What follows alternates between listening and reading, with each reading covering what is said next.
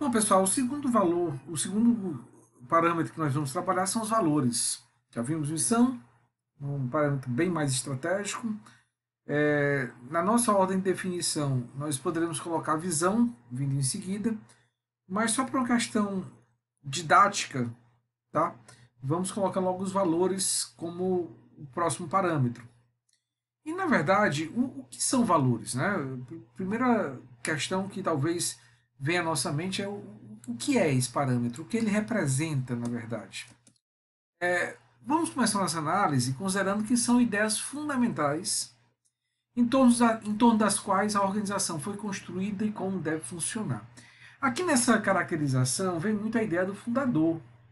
Existem vários casos de empresas de sucesso que começaram pequenas, com um empreendedor que tinha uma filosofia de trabalho, que tinha uma forma de pensar, e essa maneira dessa pessoa agir acaba contaminando todas as pessoas da organização, que passam a se portar de forma semelhante, e isso vai perdurando ao longo do tempo. O que aconteceu? Esses princípios, essas ideias que eram da pessoa, acabam se tornando da organização, ou seja, há uma alteração da cultura. Mas a cultura é algo informal. A cultura é algo que a empresa não tem controle direto. Então, como nós podemos definir algo que seja um direcionador dessa cultura? São os valores. Então, os valores devem representar essas ideias fundamentais. Ideias que meio que sustentam o modo de funcionamento desejado da empresa, por meio de ações, de pensamentos, de decisões são tomadas, já que todas seguem os mesmos princípios, de modo compatível e convergente. Esse é o ponto principal. Então, um outro aspecto relacionado ao que eu acabei de falar deve representar as convicções dominantes, as crenças básicas, aquilo em que a maioria das pessoas da organização acredita. E aí eu chamo a atenção para essa palavra que devem.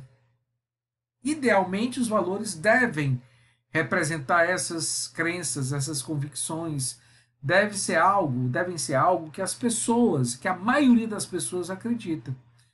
Porque se valor for só palavras bonitas colocadas em um papel pregado em uma parede, não representa nada. Então é necessário que os valores sejam praticados dia a dia. A gente vai conversar um pouco mais sobre isso, mas a partir do momento em que essa internalização acontece, as pessoas passam a adotar esse comportamento de forma muito natural. Porque elas acreditam nisso. É aquilo que elas esperam que os demais façam. Então, um exemplo bem simples: o trabalho em equipe. Um valor que pode não significar muita coisa para alguns, mas que para algumas empresas pode ser fundamental. Imagine uma empresa que quer trabalhar com inovação, quer trabalhar com diferenciais, com criatividade. O trabalho em equipe é um aspecto básico. Dificilmente essa criatividade vai ser tão potencializada se as pessoas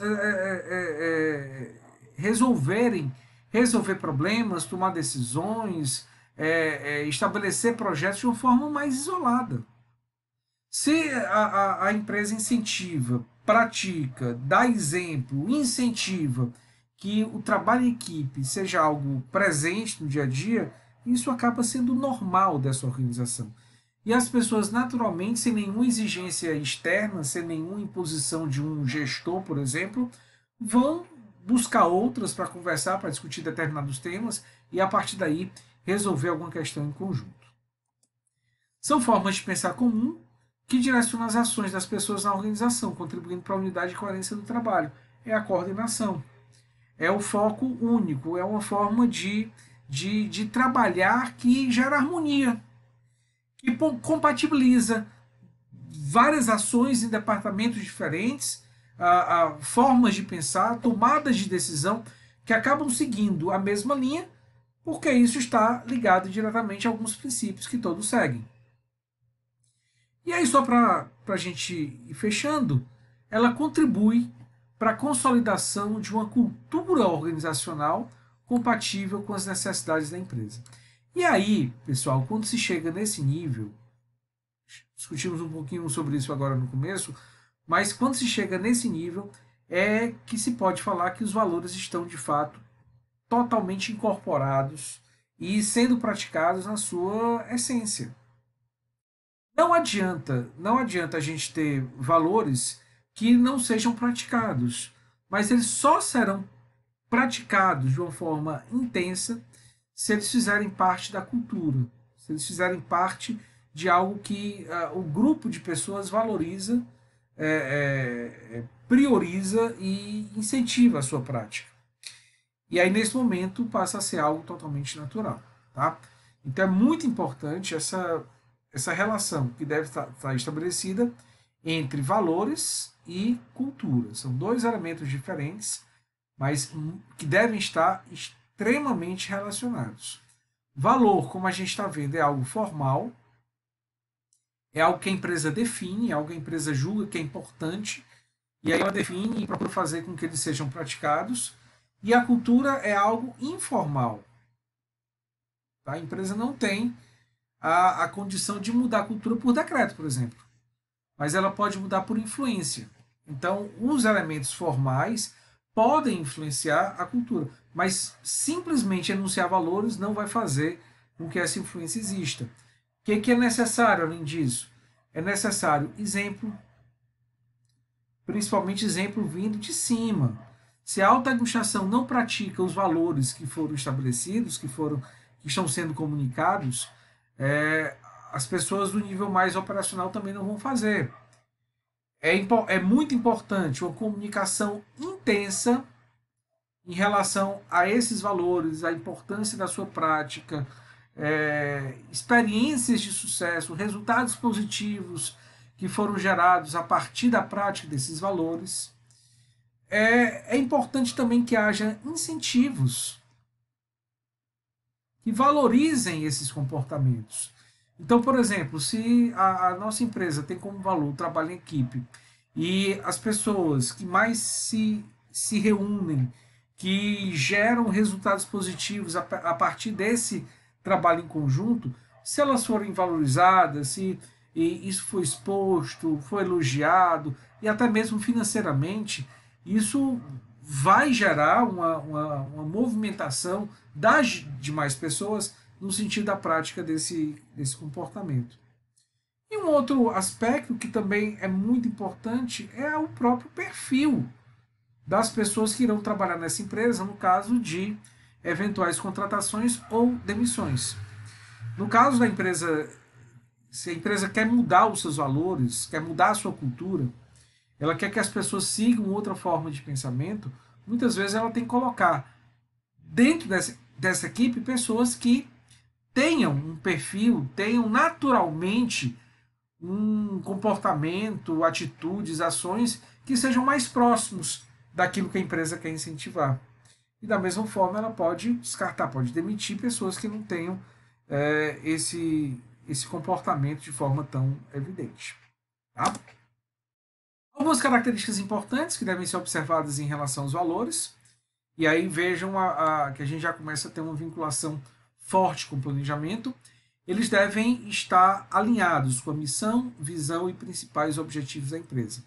E aí talvez vocês consigam entender um pouco melhor esse caráter um pouco mais de nível um pouco mais baixo dos valores. Missão é a finalidade da empresa, é a razão dela existir.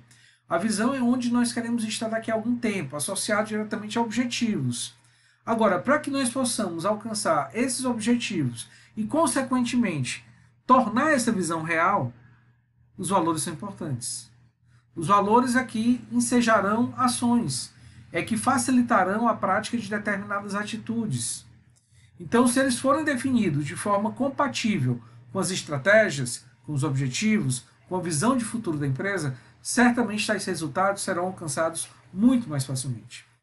Então, os valores podem ser vistos como uma forma de facilitar a operacionalização desses princípios, desses parâmetros que são tão importantes. Então, os valores servem como meio que facilita a operacionalização. Definidos e desenhados com caráter de perenidade. O que isso quer dizer? O valor não deve ser algo mudado todo ano. Vejam que a gente tem que tá falando de mudança cultural. E a mudança cultural, pelo fato da cultura ser algo informal, não acontece da noite para o dia, demanda um certo tempo. Em alguns casos, quando o perfil das pessoas é muito forte, talvez até um pouco diferente daquilo, da forma como a empresa quer trabalhar, isso demanda muito esforço para que essa mudança cultural aconteça.